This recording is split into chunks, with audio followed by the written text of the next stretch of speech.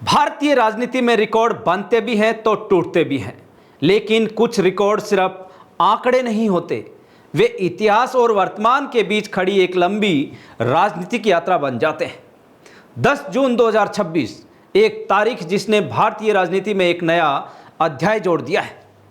प्रधानमंत्री नरेंद्र मोदी ने 4399 दिन पूरे कर लिए हैं और इसके साथ ही देश के सबसे लंबे समय तक निर्वाचित रहने वाले प्रधानमंत्री बन गए हैं।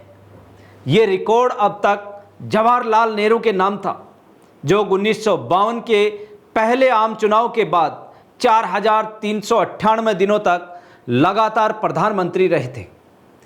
अब मोदी उनसे एक कदम आगे निकल चुके हैं। दिल्ली में केंद्रीय मंत्रिमंडल की बैठक हुई।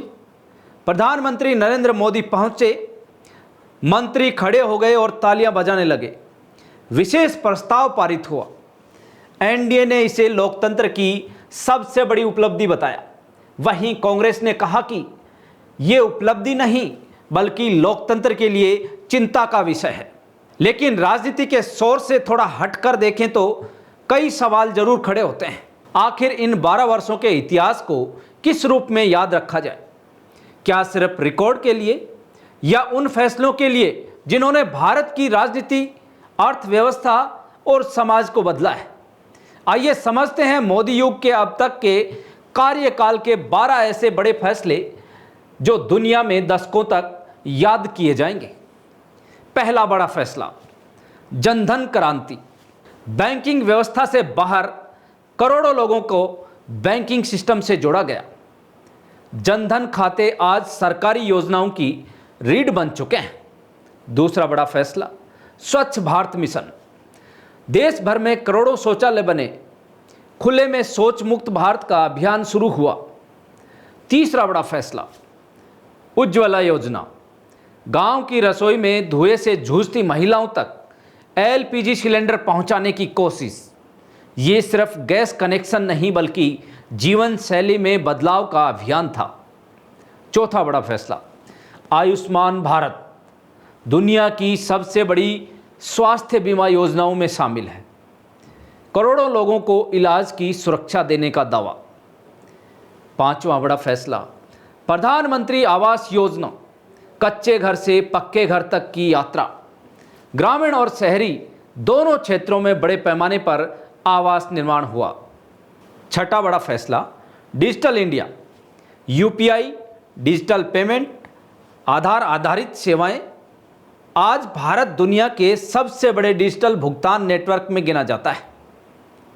सातवां बड़ा फैसला, अनुच्छेद 370 को हटाना। कश्मीर की संवैधानिक स्थिति में ऐतिहासिक बदलाव। समर्थकों ने इसे राष्ट्रीय एकीकरण बताया, विरोधियों ने इसे संघीय ढांचे पर बहस का विषय बनाया। आठवां सबसे बड़ा फैसला, राम मंदिर का निर्माण। अयोध्या में राम मंदिर का निर्माण और प्राण प्रतिष्ठा।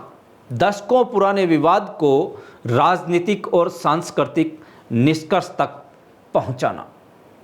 नौवां बड़ा फैसला, G20 और वैश्विक कूटनीति। भारत ने G20 की मेजबानी की। मोदी की विदेश नीति को वैश्विक मंचों पर नई पहचान मिली। 10वां बड़ा फैसला, आत्मनिर्भर भारत। कोविड के बाद विनिर्माण, रक्षा उत्पादन और स्थानीय उद्योगों पर महत्वपूर्ण जोर देना। 11वां बड़ा फैसला, वेलफेयर पॉलिटिक्स का नया मॉडल। सीधे लाभ हस्तांतरण, किसान सम्मान निधि, मुफ्त राशन योजना, सरकारी योजनाओं की राजनीति का नया स्वरूप देना। 12वां बड़ा फैसला, राजनीति की नई व्याकरण। मोदी सिर्फ सरकार नहीं, वे भारतीय राजनीति का सबसे प्रभावशाली राजनीतिक ब्रांड बन गए हैं। बीजेपी का विस्तार उत्तर से दक्षिण और पूर्व से पश्चिम तक हुआ है। दुनिया की सबसे बड़ी राजनीतिक पार्टी बनने का दावा भी इसी दौर में सामने आया। लेकिन कहानी का दूसरा पक्ष भी है। आलोचक कहते हैं कि इन 12 वर्षों में संस्थाओं की स्वतंत्रता, विपक्ष की भूमिका, मीडिया की आज़ादी और लोकतांत्रिक बहस का दायरा भी कमजोर हुआ है। कांग्रेस और विपक्ष लगातार यही आरोप लगाते रहे हैं कि सत्ता का केंद्रीकरण बढ़ा है। यानी मोदी के 12 सालों की कहानी सिर्फ उपलब्धियों की कहानी नहीं है, ये बहसों की भी कहानी है, प्रशंसा की भी कहानी है, आलोचकों की भी कहानी है, लेकिन एक तथ्य निर्वाध है।